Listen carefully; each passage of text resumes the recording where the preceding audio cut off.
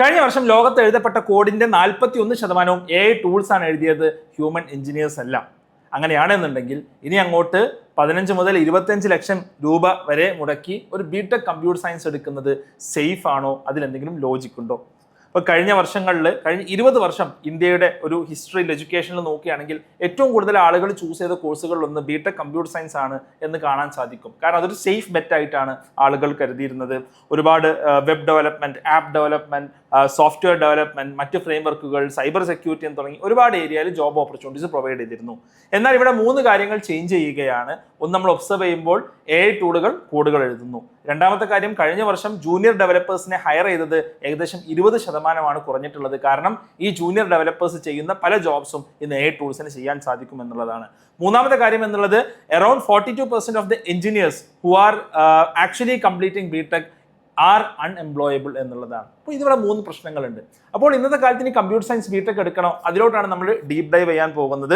ഈ വീഡിയോ നിങ്ങൾ പൂർണ്ണമായിട്ടും കാണണം. അതോടൊപ്പം ഈ ചാനൽ ഇതുവരെ സബ്സ്ക്രൈബ് ചെയ്തിട്ടില്ലെങ്കിൽ നിങ്ങൾക്ക് സബ്സ്ക്രൈബ് ചെയ്യാം. നമുക്ക് പരിശോധിക്കാം ബിടെക് കമ്പ്യൂട്ടർ സയൻസിന്റെ ഭാവിയിലെ സാധ്യതകൾ എന്തെല്ലാമാണ് നിങ്ങൾ ഈ കോഴ്സ് എടുക്കുന്നതിന് മുമ്പ് അറിയേണ്ടത് എന്നുള്ളത്. ആദ്യം തന്നെ, എന്തുകൊണ്ടായിരുന്നു ആളുകൾ കമ്പ്യൂട്ടർ സയൻസ് ബിടെക് ഒരു സേഫ് ആയിട്ടുള്ള ബെറ്റായിട്ട് ചൂസ് ചെയ്തിരുന്നത്? നമുക്കറിയാം, നമ്മുടെ ചുറ്റുണ്ടായിരുന്ന കമ്പ്യൂട്ടേഴ്സുമായി ബന്ധപ്പെട്ട ഒരുപാട് ജോബുകൾ, ഇപ്പോൾ സോഫ്റ്റ്വെയർ ഡെവലപ്മെന്റ്, സോഫ്റ്റ്വെയർ ടെസ്റ്റിംഗ്, അതേപോലെ തന്നെ ആപ്പ് ഡെവലപ്മെന്റ്, അതുമായി ബന്ധപ്പെട്ട ഡിഫറെൻറ്റ് ഫ്രെയിംവർക്ക്സ്, വെബ് ഡെവലപ്മെന്റ് എന്ന് തുടങ്ങി ഒരുപാട് കാര്യങ്ങൾ, ഒരുപാട് എൻട്രി ലെവൽ ജോബ്സ് ഒരു കമ്പ്യൂട്ടർ സയൻസ് ബിടെക്കാരനെ സംബന്ധിച്ചിടത്തോളം ചെയ്യാൻ ഇവിടെ അവൈലബിൾ ആയിരുന്നു, റൈറ്റ്? പക്ഷേ ഇപ്പോൾ എന്താ സംഭവിച്ചത്? ഇപ്പോൾ ഈ ഒരു എൻട്രി ലെവൽ ആളുകൾ ചെയ്യുന്ന പല ജോബ്സും ആർക്ക് ചെയ്യാൻ സാധിക്കും? AI ടൂൾസിന് ചെയ്യാൻ സാധിക്കും എന്നുള്ളതാണ്. ഞാൻ ഇന്റലിൽ വർക്ക് ചെയ്തിരുന്ന ഒരാളാണ്. എങ്ങനെയാണ് ഒരു ഓർഗനൈസേഷൻ സ്ട്രക്ചർ വർക്ക് ചെയ്യുന്നത്? ഞാനൊരു സീനിയർ ആയിട്ട് ഒരു 5 വർഷം 6 വർഷം എക്സ്പീരിയൻസ് ഉള്ള ആളാണെന്നുണ്ടെങ്കിൽ എൻ്റെ താഴെയുള്ള ടാസ്കുകൾ കൊടുക്കാൻ, ഇപ്പോൾ ചില കാര്യങ്ങൾ കോഡ് ചെയ്യാൻ, ചില കാര്യങ്ങൾ ഓട്ടോമേറ്റ് ചെയ്യാൻ നമ്മൾ ഒരു കോളേജ് ഗ്രാഡ്സ് ആയിട്ടുള്ള ആളുകളെ ഹയർ ചെയ്യും. ഓക്കെ, എന്നാൽ ഇന്നൊരു പക്ഷേ എനിക്കത് വേണ്ട. ആ കാര്യങ്ങൾ ഓട്ടോമേറ്റ് ചെയ്യാൻ എൻ്റെ ഒരു സമയം ചെറുതായിട്ട് ഞാൻ ചിലവഴിച്ചാൽ മതി. പക്ഷേ എനിക്കുള്ള ലാഭം എന്താണ്? എനിക്ക് വേറെ ഒരാളെ ട്രെയിൻ ചെയ്തെടുക്കേണ്ട ആവശ്യമില്ല. എനിക്ക് AI ടൂൾസ് ഉപയോഗിച്ചതിൽ പലതും ചെയ്യാൻ സാധിക്കും. അപ്പോൾ ഇവിടെയാണ് നമ്മൾ വലിയൊരു പാരഡൈം ഷിഫ്റ്റ് എഞ്ചിനീയറിംഗ് കമ്പനീസിന്റെ ഹയറിംഗിൽ നടക്കുന്നതായിട്ട് നമുക്ക് കാണാൻ സാധിക്കുന്നത്. അപ്പോൾ ഇവിടെ ബിടെക് കമ്പ്യൂട്ടർ സയൻസ് എടുത്ത ആളുകൾക്ക് ഇനി ഓപ്പർച്യൂണിറ്റീസ് ഇല്ല എന്നുള്ളതാണോ? അല്ല.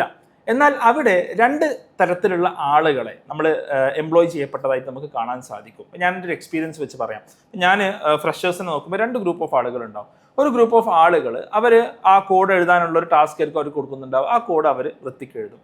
പക്ഷെ ഒരു ഓവറോൾ സിസ്റ്റം എങ്ങനെ വർക്ക് ചെയ്യാന്ന് ചോദിച്ചാൽ ചിലപ്പോൾ അവർക്ക് അറിയുന്നുണ്ടാവില്ല. ഇപ്പോൾ ഫോർ എക്സാമ്പിൾ, ഞാൻ ഇന്റലിൽ വർക്ക് ചെയ്തിരുന്ന സമയത്ത് ഞാൻ സിയോൺ എന്ന് പറയുന്ന SOCയിലാണ് വർക്ക് ചെയ്തിരുന്നത്. ഇപ്പോൾ ഈ സിയോൺ SOC എങ്ങനെ വർക്ക് ചെയ്യുന്നു എന്ന് ചോദിച്ചാൽ ഈ പറഞ്ഞ ആളുകൾക്ക് അറിയുന്നുണ്ടാവില്ല, അല്ലെങ്കിൽ അവരത് മനസ്സിലാക്കാൻ ശ്രമിച്ചിട്ടുണ്ടാവില്ല.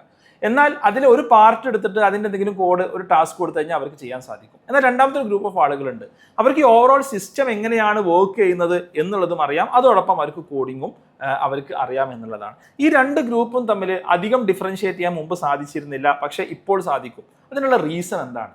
അപ്പോൾ അതായത് ഈ കമ്പ്യൂട്ടർ സയൻസ് ബിടെക്കിനെ ഒരു കോഡിംഗ് ജോബ്സിലോട്ടുള്ള ഒരു എൻട്രി മാത്രമായിട്ടായിരുന്നു നമ്മൾ മുൻപിൽ ഭൂരിഭാഗം ആളുകൾ എന്തിരുന്നത് കണ്ടിരുന്നത്. ഒരു കമ്പ്യൂട്ടർ സയൻസ് ബിടെക് ഉണ്ടെങ്കിൽ ബേസിക് കോഡിംഗ് സ്കിൽസ് കാര്യങ്ങൾ കിട്ടും. അപ്പോൾ അവിടെ ഒരു ബിടെക് ഓപ്പണിങ്സ് ഉള്ള കമ്പനീസിലോട്ട് നമുക്കൊരു ഓപ്പർച്യൂണിറ്റി കിട്ടുകയാണ്. എന്നാൽ ഒരു കമ്പ്യൂട്ടർ സയൻസ് ബിടെക് എന്ന് പറയുന്നത് കോഡിംഗ് ആണ്. Coding is A tool. Okay, coding is A tool. ആ ടൂൾ എന്നുള്ളത് ഇന്ന് AI നമ്മളെക്കാളും സമർത്ഥമായിട്ട് ഉപയോഗിക്കാൻ തുടങ്ങി എന്നുള്ളത് മാത്രം. കമ്പ്യൂട്ടർ സയൻസ് ബിടെക് എന്നുള്ളത് ഫണ്ടമെന്റലി പ്രോബ്ലം സോൾവിങ്ങിൽ, അതേപോലെ തന്നെ മാത്തമാറ്റിക്കൽ ഫൗണ്ടേഷൻസിലും, അതേപോലെ തന്നെ ഒരു ലോജിക്കൽ തിങ്കിങ്ങിലും ഡെവലപ്പ് ചെയ്യപ്പെട്ട ഒരു ട്രേഡാണ് കമ്പ്യൂട്ടർ സയൻസ് എന്നുള്ളത്. പക്ഷേ നമ്മുടെ കോളേജുകളടക്കം പലപ്പോഴും ഈ ഒരു ഫണ്ടമെന്റൽസിൽ പലപ്പോഴും ശ്രദ്ധ പതിപ്പിച്ചിരുന്നില്ല. ഇത് കേവലം പാസ്സാവാനുള്ള ഒരു കാര്യമായിട്ടാണ് എന്ത് ചെയ്യുന്നത് അവർ എടുത്തിരുന്നത്. അപ്പോൾ ഇന്ന് LLM ഒരുപാട് കാര്യങ്ങൾ ചെയ്യുന്നു. പക്ഷേ LLM എങ്ങനെ വർക്ക് ചെയ്യുന്നു എന്നുള്ളത് ഒരുപക്ഷെ എത്ര ബിടെക് കമ്പ്യൂട്ടർ സയൻസ് കഴിഞ്ഞ ആളുകൾക്ക് അറിയാമെന്നുള്ള വലിയൊരു ചോദ്യമുണ്ട്. അവിടെ LLM എങ്ങനെ വർക്ക് ചെയ്യുന്നു എന്ന് അവർ അറിയണമെന്നുണ്ടെങ്കിൽ അവർക്ക് കാൽക്കുലസ് അറിയണം, അവർക്ക് പ്രോബബിലിറ്റി അറിയണം, അവർക്ക് ലീനിയർ ആൾജിബ്ര അറിയണം, ഈ രീതിയിൽ മാത്തമാറ്റിക്സിന്റെ ഫണ്ടമെന്റൽസ് അറിയണം. Next level problem solving capability അവർക്ക് വേണം. അപ്പോൾ ഈ ഒരു ബ്രീഡ് ഓഫ് എഞ്ചിനീയേഴ്സിനാണ് സ്വാഭാവികമായിട്ടും ഓപ്പർച്യൂണിറ്റി ഉണ്ടാവുക. അപ്പോൾ കമ്പ്യൂട്ടർ സയൻസ് കഴിഞ്ഞവരുടെ ഓപ്പർച്യൂണിറ്റി പാടെ നശിച്ചു പോയെന്നാണോ? അല്ല. പക്ഷേ നല്ല പ്രോബ്ലം സോൾവിങ് കേപ്പബിലിറ്റി ഉള്ള, നല്ല മാത്തമാറ്റിക്കൽ ഫൗണ്ടേഷൻസ് ഉള്ള, അല്ലെങ്കിൽ നല്ല ക്രിട്ടിക്കൽ തിങ്കിങ് എബിലിറ്റി ഉള്ള ആളുകളെ നമ്മളെ സംബന്ധിച്ചിടത്തോളം ആവശ്യമാണ്.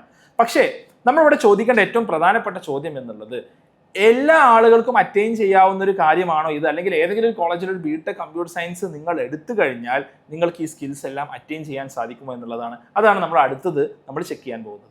നിങ്ങളൊരു ബിടെക് ഇൻ കമ്പ്യൂട്ടർ സയൻസ് എടുക്കുകയാണെങ്കിൽ നിങ്ങളുടെ മുമ്പിൽ വെറൈറ്റി ഓഫ് ഓപ്ഷൻസ് ഉണ്ടാവും. ഫോർ എക്സാമ്പിൾ ഒരു tier 1 colleges, may be IITs NITs, അല്ലെങ്കിൽ ടയർ 2 കോളേജസ് നമ്മുടെ സ്റ്റേറ്റ് ലെവലിലുള്ള, ഇപ്പോൾ കേരളത്തിൽ എടുക്കുകയാണെങ്കിൽ CET TCAM പോലെയുള്ള അത്തരത്തിലുള്ള കോളേജസ് ഉണ്ടാവും. പിന്നെ അതിനുശേഷം വരുന്ന ഒരു tier 3 tier 4 colleges, private engineering colleges മറ്റൊക്കെ ഉണ്ടാവും. അപ്പോൾ നിങ്ങളൊരു ഫസ്റ്റ് ലെവൽ ഓഫ് കോളേജസിൽ നിങ്ങൾ പഠിക്കുകയാണെങ്കിൽ ഇപ്പോൾ IIT NIT മേ ബി നിങ്ങളൊരു 8 lakhs നിങ്ങൾ സ്പെൻഡ് ചെയ്യണം. ഒരു ഗവൺമെൻറ് കേരളത്തിലെ ഗവൺമെൻറ് കോളേജസ് വരികയാണെങ്കിൽ അതിനേക്കാളും കുറവ് നിങ്ങൾക്ക് സ്പെൻഡ് ചെയ്താൽ മതി. പക്ഷെ അവിടെ നിങ്ങൾക്ക് ഒരു കൈൻഡ് ഓഫ് എക്സ്പോഷർ നിങ്ങൾക്ക് കിട്ടുന്നുണ്ട്. നിങ്ങളുടെ കൂടെ നല്ലൊരു പിയർ ഗ്രൂപ്പ് ഉണ്ട്. ഈ പിയർ ഗ്രൂപ്പ് പലപ്പോഴും എന്തായിരിക്കും, പല പുതിയ കാര്യങ്ങളും അപ്ഡേറ്റഡ് ആയിരിക്കും. അപ്പോൾ സ്വാഭാവികമായിട്ടും നമുക്ക് അപ്ഗ്രേഡ് ചെയ്യാനുള്ള ത്വരയുണ്ടാവും. അപ്പോൾ ഇത് ഡെഫിനറ്റ്ലി ആ ഒരു പിയർ ഗ്രൂപ്പിലോട്ട് പോവുക എന്നുള്ളതും അവിടെ നിന്ന് നമുക്കൊരു ബിടെക് കമ്പ്യൂട്ടർ സയൻസ് എടുക്കുക എന്നുള്ളതും ടോട്ടലി വർത്ത് ആണ് എന്ന് തന്നെയാണ് എൻ്റെ ഒപ്പീനിയൻ. കാരണം അത് കേവലം ഒരു ബിടെക് കമ്പ്യൂട്ടർ സയൻസ് മാത്രമല്ല, നിങ്ങളെ സംബന്ധിച്ചിടത്തോളം ഒരു ഹ്യൂജ് ലെവൽ ഓഫ് ഓപ്പർച്യൂണിറ്റീസ് അവിടെ പ്രൊവൈഡ് ചെയ്യുന്നുണ്ട്. പക്ഷേ സ്വാഭാവികമായിട്ടും എല്ലാവർക്കും അവിടെ പോകാൻ സാധിക്കുമോ എന്നുള്ളതാണ്, പോകാൻ സാധിക്കില്ല എന്നുള്ളത് തന്നെയാണ് ഉത്തരം എന്നുള്ളത്. പക്ഷേ നമ്മൾ എപ്പോഴും ആലോചിക്കേണ്ട കാര്യം, പാരൻസും കുട്ടികളും, നിങ്ങൾ നിർബന്ധമായിട്ടും നിങ്ങൾക്ക് സാധിക്കാവുന്നത്ര നല്ലൊരു കോളേജിൽ പോവുക. ഓക്കെ, അത് ടയർ 1 നിങ്ങൾക്ക് കിട്ടിയില്ല എന്നുണ്ടെങ്കിൽ ടയർ 2 കോളേജിൽ പോകാൻ വേണ്ടി പ്ലാൻ ചെയ്യുക. ഓക്കെ, ഇതിപ്പോഴും പാരൻസും കുട്ടികളും എപ്പോഴും മനസ്സിൽ വെക്കേണ്ട കാര്യമാണ്. കാരണം അവിടെ നേരത്തെ പറഞ്ഞതുപോലെ നിങ്ങൾക്ക് കിട്ടുന്ന ഒരു അഡ്വാൻറ്റേജ് ഉണ്ട്. ആ അഡ്വാൻറ്റേജ് ഒരിക്കലും നിങ്ങൾക്ക് ഒരു പക്ഷേ ഒരു ടയർ 3 ടയർ 4 കോളേജസിൽ കിട്ടില്ല എന്നുള്ളതാണ്. So this is the first thing. അപ്പോൾ നമ്മൾ നല്ലൊരു കോളേജിൽ പോകാൻ ശ്രമിക്കുക എന്നുള്ളത് വളരെ പ്രധാനപ്പെട്ട ഒരു കാര്യമാണ്. എന്നാൽ ഇപ്പോൾ പല ആളുകളും ഈ വീഡിയോ കണ്ടിട്ട് ബിടെക് കമ്പ്യൂട്ടർ സയൻസ് ഫസ്റ്റ് ഇയറോ സെക്കൻഡ് ഇയറോ തേർഡ് ഇയറോ ഒക്കെ ഉള്ള ആളുകളുണ്ടാവും. സാർ ഞങ്ങൾ എന്താണ് ചെയ്യേണ്ടത്, ഇത് ഞങ്ങളുടെ പ്രശ്നമാണെന്ന് ചോദിക്കുന്ന ആളുകളുണ്ടാവും. അപ്പോൾ അവിടെയാണ് നമ്മൾ മനസ്സിലാക്കേണ്ടത്. നമ്മുടെ ഒരു കോർ കമ്പ്യൂട്ടർ സയൻസിന്റെ ബേസിക്സിലോട്ട് കുറച്ചൊക്കെ തിരിച്ചു നടക്കുന്നത് വളരെ അത്യാവശ്യമാണ് എന്നുള്ളത് നമ്മൾ മനസ്സിലാക്കേണ്ടത്. അപ്പോൾ നമ്മൾ പഠിച്ചുകൊണ്ടിരിക്കുന്ന കമ്പ്യൂട്ടർ സയൻസിന്റെ ബേസിക് ഫണ്ടമെന്റൽസ് എന്നുള്ളത് ഇന്ന് വളരെ പ്രധാനപ്പെട്ടതാണ്. എന്നാൽ ആ ഫണ്ടമെന്റൽസ് മാത്രം പഠിച്ചിരുന്നാൽ നമുക്ക് മതിയാകുമോ? അല്ല, നമ്മൾ സ്വന്തമായിട്ട് എന്തെങ്കിലും ബിൽഡ് ചെയ്യണം. ഇന്നത്തെ കാലത്ത് നമ്മളെ സംബന്ധിച്ചിടത്തോളം ഒരുപാട് കാര്യങ്ങൾ ബിൽഡ് ചെയ്യാനുള്ള ഓപ്പർച്യൂണിറ്റീസ് ഉണ്ട് എന്നുള്ളതാണ്. അപ്പോൾ ആ ഓപ്പർച്യൂണിറ്റീസ് ഇന്ന് നമുക്ക് സ്വന്തമായിട്ട്, പണ്ട് ഞാനൊരു ബിടെക് പഠിച്ചിരുന്ന കാലഘട്ടത്തിൽ ഇപ്പോൾ നമുക്കൊരു ആപ്പ് ബിൽഡ് ചെയ്യണമെന്നുണ്ടെങ്കിൽ നമ്മളൊരു 10 ആളുകളുടെ ടീം 6 മാസം വർക്ക് ചെയ്യണം. എന്നാൽ ഇന്ന് അങ്ങനെയല്ല. നിങ്ങൾ ഒരു സിംഗിൾ പേഴ്സൺ ആണെങ്കിൽ പോലും വൈബ് കോഡിംഗ് വഴി നിങ്ങൾക്ക് 2 ആഴ്ച കൊണ്ട് നിങ്ങൾക്കൊരു MVP, ഒരു പ്രോട്ടോടൈപ്പ് ഒക്കെ നിങ്ങൾക്ക് ഡെവലപ്പ് ചെയ്യാൻ സാധിക്കും. അല്ലെങ്കിൽ അതിനേക്കാളും കുറഞ്ഞ സമയം മതി. അപ്പോൾ നമ്മൾ എന്താണ് ബേസിക്കലി ചെയ്യേണ്ടത് എന്നുള്ളതാണ്. നമ്മളൊരു ബിൽഡറായിട്ട് മാറണം. നമ്മുടെ ഒരു ആറ്റിറ്റ്യൂഡ് ചേഞ്ച് ചെയ്യണം. നമ്മൾ കോളേജിൽ നിന്ന് നമുക്ക് എന്തെങ്കിലുമൊക്കെ കിട്ടും എന്നുള്ളതിനപ്പുറം നമ്മൾ തന്നെ എന്ത് ചെയ്യണം, നമ്മളൊരു പ്രൊഫൈൽ ബിൽഡ് ചെയ്യണം. നമുക്കൊരു GitHub പ്രൊഫൈൽ വേണം. നമ്മൾ ഹാക്കത്തോൺസിൽ പങ്കെടുക്കണം. നമ്മൾ റിയൽ വേൾഡ് പ്രോബ്ലംസ് സോൾവ് ചെയ്യാൻ ശ്രമിക്കണം എന്നുള്ളതാണ്. അപ്പോൾ BTech computer science was never about coding. Okay, coding എന്നുള്ളത് അതിൻ്റെ ഒരു ഭാഗമായിരുന്നു. ആ ഒരു കോഡിംഗ് എന്നുള്ളത് ഹൈപ്പിലായിരുന്ന ഒരു കാലഘട്ടം ഇപ്പോൾ കഴിയാൻ പോവുകയാണ്. ഇപ്പോൾ നമ്മൾ ആ ബേസിക്സിലോട്ട് തിരിച്ച് നടക്കേണ്ട ഒരു സമയമാണ്. പക്ഷെ ആ ബേസിക്സിലോട്ട് തിരിച്ച് നടക്കണം എന്നുണ്ടെങ്കിൽ പല ആളുകളും സ്ട്രഗിൾ ചെയ്യുന്നൊരു കാര്യം എന്നുള്ളത്, ഇതിന് വേണ്ട ഒരു ഫണ്ടമെന്റൽ മാത്തമാറ്റിക്സ് അല്ലെങ്കിൽ അതിൻ്റെ ഒരു ഫൗണ്ടേഷൻ, അതിൻ്റെ ഒരു ബേസിക്സ് പല ആളുകൾക്കും അറിയില്ല എന്നുള്ളതാണ്. റൈറ്റ് അല്ലേ? ഇപ്പോൾ ബിടെക് പഠിക്കുന്ന ആളുകൾക്ക് കൃത്യമായിട്ട് ഞാൻ പറയുന്നത് മനസ്സിലാക്കാൻ സാധിക്കും എന്നുള്ളതാണ് ഞാൻ കരുതുന്നത്. റൈറ്റ്? അപ്പോൾ നമ്മുടെ ചുറ്റുമുള്ള ഒരുപാട് ടാസ്കുകൾ ഓട്ടോമേറ്റ് ചെയ്യപ്പെടുമ്പോൾ അതിൻ്റെ മേലെ ഏതെങ്കിലും ഒരു പെർട്ടിക്കുലർ ഏരിയയിൽ നമ്മൾ എക്സ്ട്രീംലി സ്കിൽഡ് ആയി മാറുകയും അവിടെ നമ്മളൊരു പ്രൂഫ് ഓഫ് വർക്ക് നമുക്ക് കാണിക്കാനും ഉണ്ടെങ്കിൽ മാത്രമേ ഇനി അങ്ങോട്ട് എംപ്ലോയേഴ്സ് നമ്മളെ മൈൻഡ് ചെയ്യാൻ സാധിക്കുള്ളൂ. അതോടൊപ്പം നമ്മൾ മനസ്സിലാക്കേണ്ടത് ഇന്നത്തെ കാലത്ത് ലേണിംഗ് വളരെയധികം ഡെമോക്രറ്റൈസ്ഡ് ആണ്. എന്നോട് ഒരുപാട് ആൾക്കാർ വിളിച്ച് ചോദിക്കാറുണ്ട്, സാർ ബിടെക് ഈ ഒരു കരിക്കുലത്തിലുള്ളത് മാത്രം പഠിച്ചാൽ പോരല്ലോ, അപ്പം എന്ത് ചെയ്യണം? ഇപ്പോൾ കുറേ അപ്സ്കില്ലിംഗ് പ്രോഗ്രാംസ് ഒക്കെ ഉണ്ടല്ലോ, അതിന് എൻറോൾ ചെയ്യട്ടെ. അപ്പോൾ ഇത്ര 2 ലക്ഷം രൂപ, 3 ലക്ഷം രൂപ, 4 ലക്ഷം രൂപയൊക്കെയുള്ള അപ്സ്കില്ലിംഗ് പ്രോഗ്രാംസ് ഉണ്ട്, അതിന് എൻറോൾ ചെയ്യട്ടെ. ഞാൻ പലരോട് പറയാനുള്ള കാര്യം, നിങ്ങൾക്ക് എൻറോൾ ചെയ്യാം, നോ പ്രോബ്ലം ഇൻ ദാറ്റ്. പക്ഷെ അതിന് മുമ്പ് അവരെന്താണോ ഓഫർ ചെയ്യുന്നത് നിങ്ങൾ ഒന്ന് ഫ്രീ ആയി ചെയ്ത് നോക്കുക.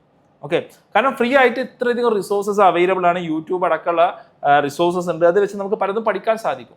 അത് പഠിച്ചാൽ നമ്മുടെ കപ്പ് ഓഫ് ടീ ആണ് എന്ന് നമ്മൾ മനസ്സിലാക്കി കഴിഞ്ഞാൽ, ഇതിലെനിക്ക് ഡീപ്പായി പോകണമെന്ന് തോന്നിക്കഴിഞ്ഞാൽ നിങ്ങളൊരു സർട്ടിഫിക്കേഷൻ പ്രോഗ്രാമിന് മറ്റൊക്കെ നിങ്ങൾക്ക് എൻറോൾ ചെയ്യാം. അത് മനസ്സിലാക്കിയതിന് ശേഷം. അതല്ലാതെ ബ്ലൈൻഡ് ആയിട്ട് ആരെങ്കിലും എന്തിനെങ്കിലും ജോയിൻ ചെയ്തുകൊണ്ട് നിങ്ങൾ ഇതിന് ജോയിൻ ചെയ്തു എന്നുള്ളത് പറയാതിരിക്കുക. Okay, so in a nutshell എന്താണ് നമ്മളൊരു ബിടെക് കമ്പ്യൂട്ടർ സയൻസിനെ കുറിച്ച് മനസ്സിലാക്കേണ്ടത്? അതാണ് ഞാൻ ഫൈനൽ പോയിന്റ്സ് ആയി പറയാൻ പോകുന്നത്.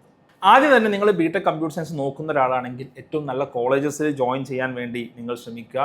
It's not just about CS label. നിങ്ങൾക്ക് നല്ല അക്കാഡമിക്സ് അവിടെ ലഭിക്കും, നിങ്ങൾക്ക് സ്ട്രോങ് മാത്തമാറ്റിക്കൽ ഫൗണ്ടേഷൻസ് ലഭിക്കും, നിങ്ങൾക്ക് നല്ലൊരു പിയർ ഗ്രൂപ്പ് ഉണ്ടാവും. ആ പിയർ ഗ്രൂപ്പിലൂടെ നിങ്ങൾക്ക് ഭാവിയിൽ കൂടുതൽ ഓപ്പർച്യൂണിറ്റീസ് ലഭിക്കും.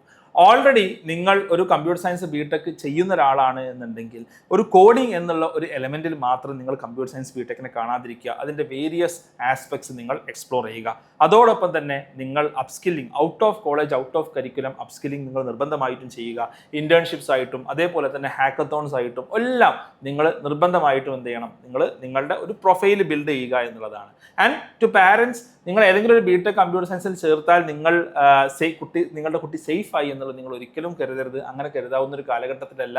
ഒരു ഇന്റലിജന്റ് ആയിട്ടുള്ള ഡിസിഷൻ, നമ്മളൊരു 15-20 ലക്ഷം രൂപ മുടക്കിയിട്ട് ഒരു ഡിഗ്രി എടുത്തിട്ട് അത് അവസാനം വേർത്ത്ലെസ് ആവുന്ന ഒരു കാര്യം ഉണ്ടാവരുത്. വളരെ ഇന്റലിജന്റ് ആയിട്ടുള്ള ഡിസിഷൻ നിങ്ങൾ കുട്ടികളുടെ കാര്യത്തിൽ നിങ്ങൾ എടുക്കുക. ഇനി തീർച്ചയായിട്ടും നിങ്ങൾക്ക് കമന്റ് ചെയ്യാനുള്ള അവസരമാണ്. നിങ്ങൾ ബിടെക് CS വിദ്യാർത്ഥിയാണോ, അല്ലെങ്കിൽ ബിടെക് CS നോക്കുന്ന ആളാണോ, എന്താണ് നിങ്ങളുടെ കൺസേൺസ്, എന്തെല്ലാമാണ് നിങ്ങൾ കാണുന്ന ഡെവലപ്മെന്റ്സ്, നിങ്ങൾ എന്നോട് അഗ്രി ചെയ്യുന്നുണ്ടോ ഡിസഗ്രി ചെയ്യുന്നുണ്ടോ എന്നെല്ലാം നിങ്ങൾക്ക് കമന്റ് ചെയ്യാം. താഴെ തീർച്ചയായിട്ടും കമന്റ് ചെയ്യുക.